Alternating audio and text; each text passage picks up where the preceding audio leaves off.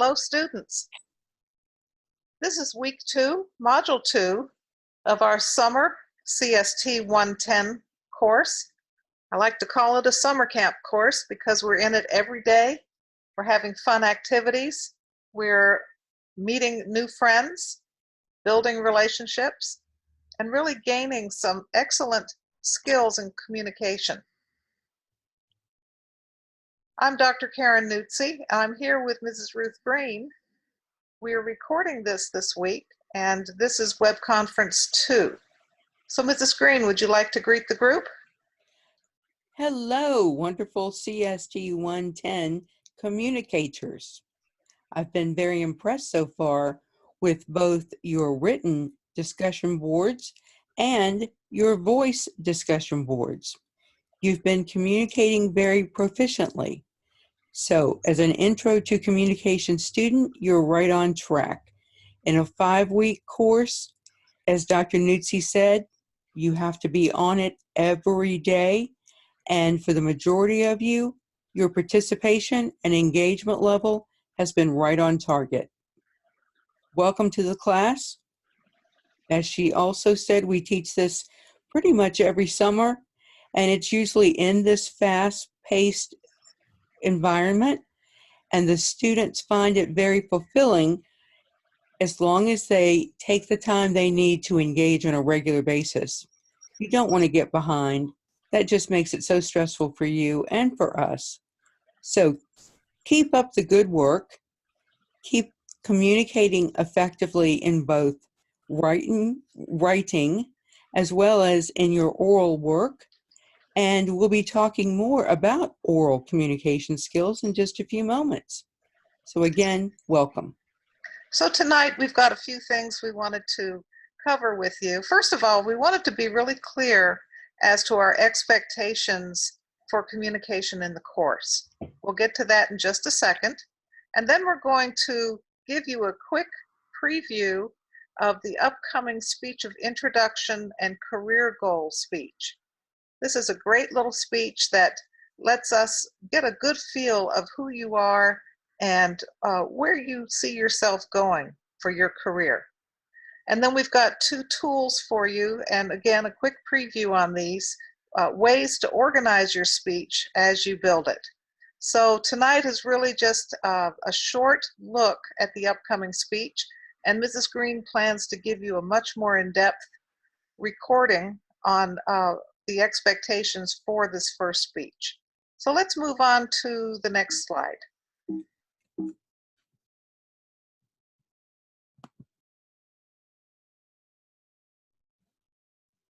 And here we have communication expectations. Dr. Newtzie, do you see the writing expectations? And I do. speaking? We've got both sides there. And what we did is the left side has to do with our expectations for your written work. And we also wanted to just clarify how we're handling the course in terms of supervision and grading. I'm taking the written portion of the course, so you're going to be seeing comments from me on your discussions, on your quizzes, any written assignments we have, any feedback that has to do with these conferences. So if you see these comments, and if I haven't signed my name, that's me. That's me talking to you. So feel free, you can email me anytime if you have questions about those particular activities. Mrs. Greene is going to be handling the voice discussions and the 2 speeches in terms of supervision and grading. I'll be in terms of, I'll be, of course, listening to them and giving some feedback, but she's really your point person on the voice discussions and the speeches, and that's who you need to be in contact with your questions. So back to the writing expectations. You have this in the course, and it's set to you in a series of questions, first person, so things that I would ask myself when I'm proofreading my post. And right there is a clue that we really want you to proofread before you post. As I said in the orientation, write your posts in Word or in a word processing software, save that file, and then proofread and edit so that it's exactly the way you want it. And then ask the following questions. So I know you've looked at these before and we've talked about them, but make sure that you have answered all of the questions. If we ask a two-part question, make sure that two-part question is answered fully. If we're asking you to use resources, what that means is if you've read something in the text and you want to add that to your post, which you should, make sure that you've let us know that it's according to the text and give us a citation on that. So we really are looking for internal citations and a works cited list at the bottom. In Canvas, there is a page that under the writing expectations that talks about how to cite sources in case you haven't done that in a while and you need a refresher on that. I don't care about the style, pick one. If you like APA, use that one. MLA, use that one, or Chicago.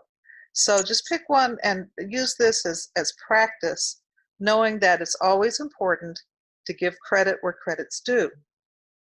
Again, when you make your main points, and you've done that very, very nicely in the writing so far, using evidence, and that means using some facts that you found out.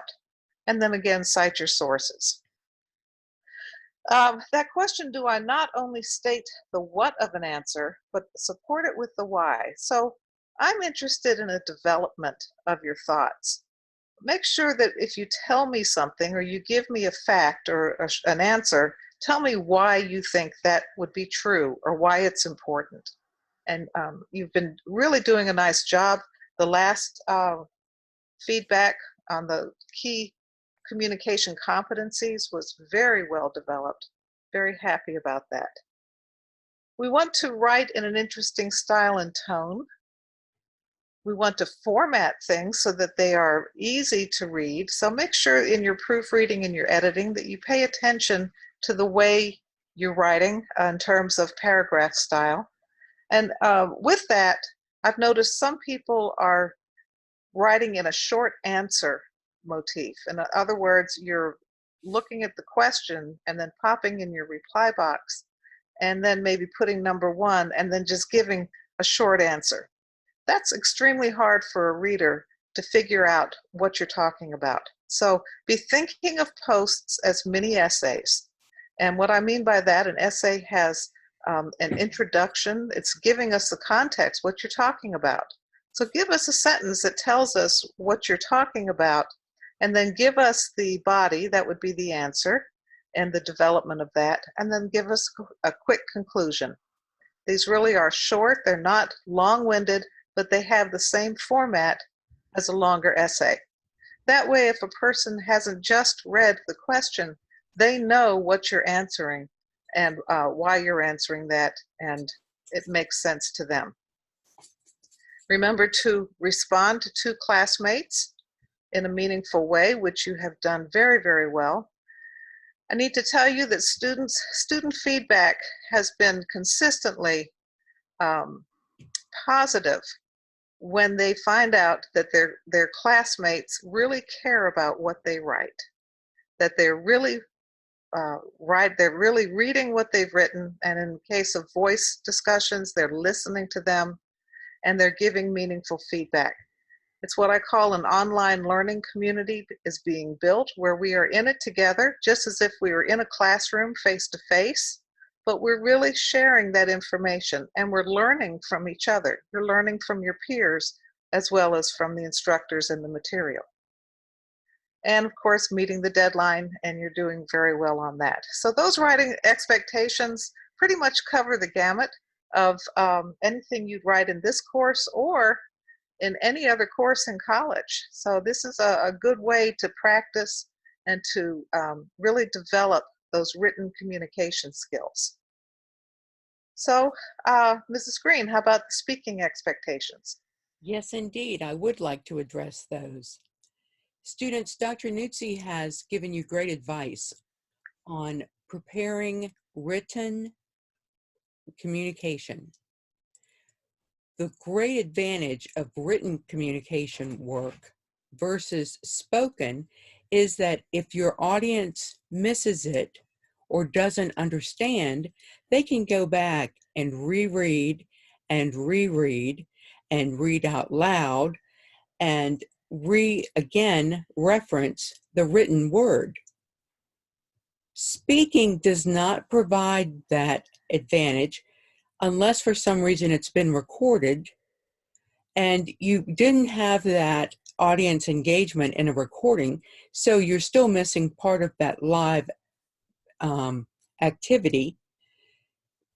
So speaking does require a different set of skills for communication to be effective. Please remember, you're going to say it once and your audience needs to be able to understand it because they can't go back and reread it or re-listen. Okay, how do we do that?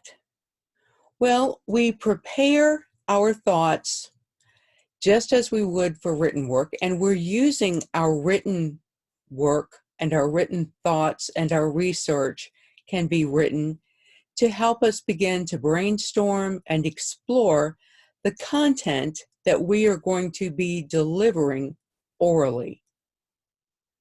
So it's not that we won't use any written communication skills, it's that the main delivery will be orally, not through the written word that's being read.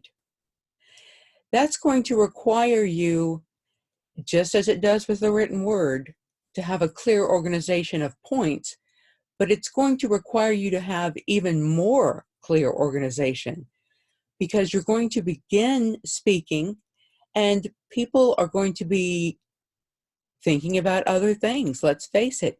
You're going to be trying to grab their attention and have them focus and want to listen on what you have to say. And that in itself is quite a lesson. But as you keep speaking, if you're not clear and people don't know the journey with the signposts along that journey to know the destination that you're taking them, it's not a very comfortable and enjoyable ride.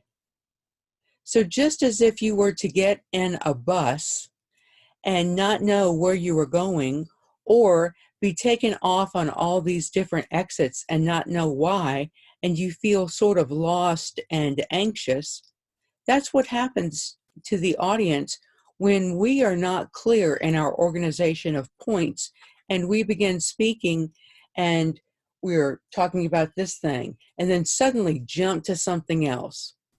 Or we don't give them any evidence of how we are very credible and that what we are sharing is worthy of their time and engagement. So clear organization of points, make sure that you know where you want to take them and be ready to lay that out. We're going to use signposts called transitions. And just as with the written word, we're going to properly cite things. The way that we cite orally, of course, will be different, and we'll talk about that. So the preparation piece is critical. It's only half of the picture, though. The delivery piece is the other piece. Actually speaking. If you were reading a memorized document, the audience may tend to think that either you were very anxious, afraid that you were going to get something wrong, so you had to read it word for word, or that you weren't comfortable with what you were speaking about, or you're just a very nervous speaker, which makes the audience probably be a little bit more nervous for you. So those things, the delivery will make a difference in how well your audience understands your organization, your points, and how much they take away that you really want them to remember. If they were so focused on how anxious a speaker was, they may not remember what what the speaker wanted them to take away from that conversation. And I say conversation because we've learned about modes of communication and the exchange process. And we know that when we communicate, we're sending a message and someone is receiving it, and then sometimes they're sending a message back. Well, the audience may be sending a message back to you with smiles and head nods and leaning forward, showing interest in what you are speaking about. That would certainly affect your delivery, because it would speak to your confidence level. If someone is, through their body language, kind of giving you internal applause or external kudos, that they're not saying kudos, but their body is saying, yeah, I'm with you. Keep going. I get what you're saying. Then that will help your delivery because you're going to be more confident. So there's an exchange that's happening there. And we know that public speaking is something that causes anxiety. It's because you're taking it seriously and probably have not had a lot of practice. But that's what the course is all about, is working on those skills. So the practice piece is so very, very critical. The more you practice, the more confident you become with the content, the more you're going to be able to deliver with that conversational tone, the more sincere and believable you're going to sound.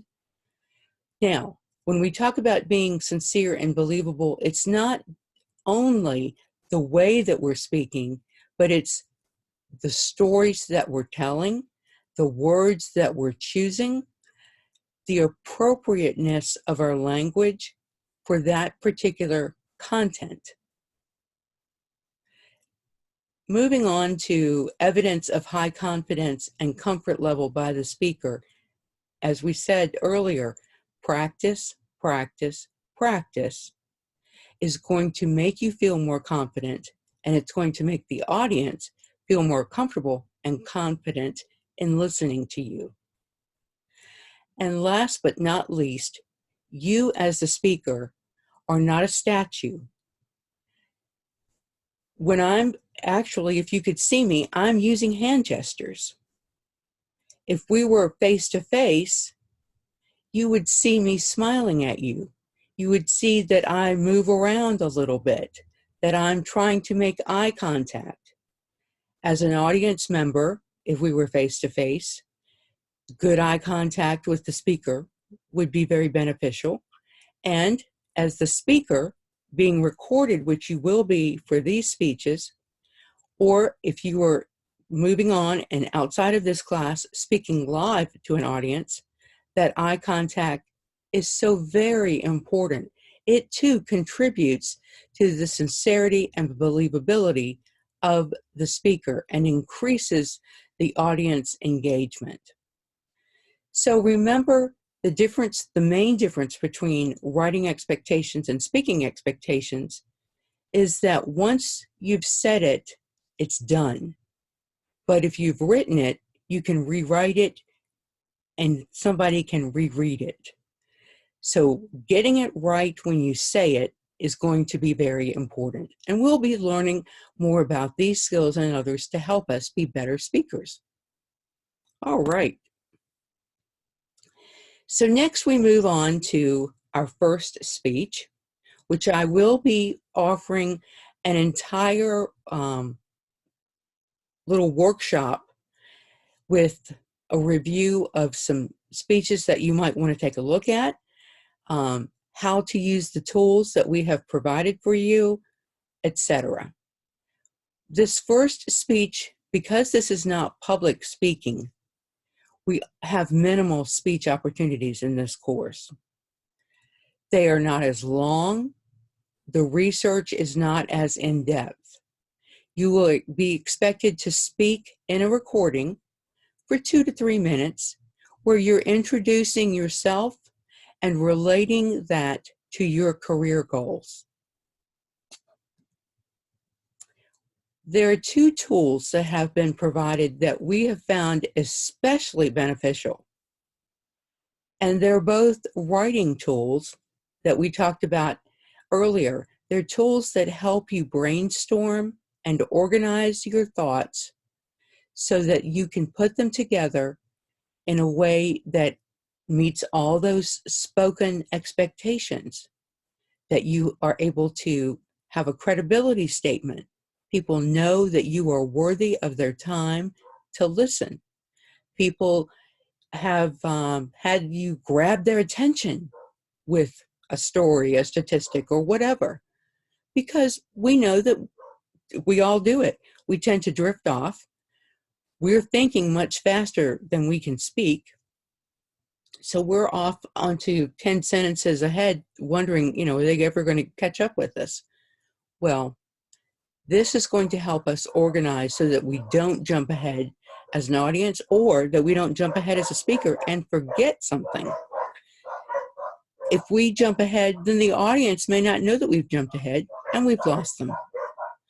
So using the formula just is a way of organizing step by step, and it does not mean that you have to start at the top of this. That's not necessarily the way that we're going to approach it. This is the way that it will be put together at the end when we have a speech ready to deliver. And this is an example of an outline. The formula document will help us develop an outline. This is just one of many samples that you can use. You'll notice some of the very same things that we've spoken about before. This is just in a format that, again, allows you to start in the middle, essentially, and build your speech. But when you're done, it flows from beginning to end. So it's not that you have to start at the beginning and say, what is my attention getter? I've got to get that down first. And what's going to be my topic sentence, my central idea, and my purpose statement? No, we're going to learn more about developing those in the separate session on giving speeches. All right, class, I look forward to having your feedback on the speaking outline format, how well that tool is working for you, any questions you might have using the formula handout. If you are clear or not clear about the speaking expectations, not only for speeches, but for your voice discussion boards, Dr. Newtzie and I want to hear from you whatever concerns you have. And just because I'm focusing on the oral skills and she's focusing on the written skills doesn't mean that you can't ask either of us any questions. We're in this together. We've been teaching this together many, many, many times. So it's no problem for you to email us both with a question. But just know that regarding grading, Dr. Newtzie will be primarily focused on those writing activities, and I will be primarily focused on those speaking activities. And when you put it all together, you're going to come out a more effective communicator. I hope that I've been an effective communicator in this quick little preview, and I will have another whole session for you, so be looking for that tomorrow. Wonderful. Well done, Mrs. Greene. Folks, I know, in fact, I can feel the apprehension, communication apprehension rising. In other words, oh my gosh, how am I going to do this? Well, yep. You're going to do it, and you're going to do it well, yep. Step by step. I'm looking at the assignment schedule, and I hope you keep that assignment schedule close to you at all times. There's going to be a feedback quiz for this, and I'm going to set the date a little bit later than May 30th, since our conference was a little later this week. So don't worry about hitting that May 30th deadline. I think I'll put it off till June 1st. Also, you'll see that you've got your reading in the text. Chapter 12 is all about public speaking, organizing, planning your presentation. And there's no quiz for chapter 12. And then you'll also be reading chapter 4, and that's on listening. Now, we've done a lot of writing and thinking about listening.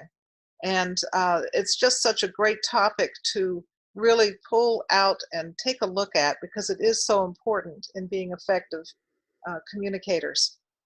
You'll have a voice discussion too. That's coming up real quickly. So you want to make sure to start on that right away. And that's all about your speech structure and your delivery, and then on listening. And so that's, we have resources there.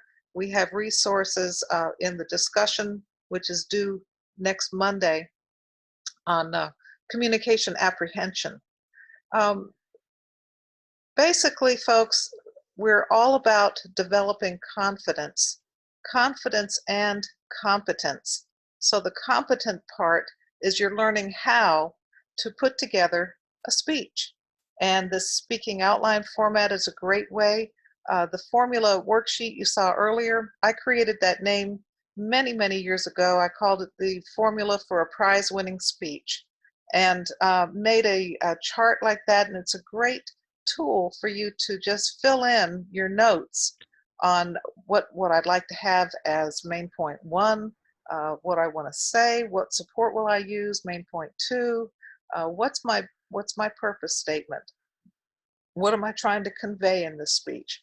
So use these tools for planning your presentation, and you're going to find that you will become competent in giving a speech in any context outside of this course. And you'll be confident because you know that you've done it well, you've practiced it, you know the delivery that works, you've learned what your audience needs, and you're out there to just really have a good time. So with that said, I think we'll close it up. We've got, again, fast paced, so I hope you will spend plenty of time in the next few days just really getting comfortable with this whole idea of planning your first speech and then researching it. You'll be doing some research on your future career goal. Mrs. Greene will have her recording out very shortly and walk you through step by step. Well, I think we've said it all, and I think we're going to say goodnight. Mrs. Greene, are we finished? We are finished, and I'm excited to hear from our students on how these tools that we are developing to help them communicate, how they are helping them learn to communicate in new ways. Okay. Well, thank you all. This was Web Conference 2, and this is the end of the recording.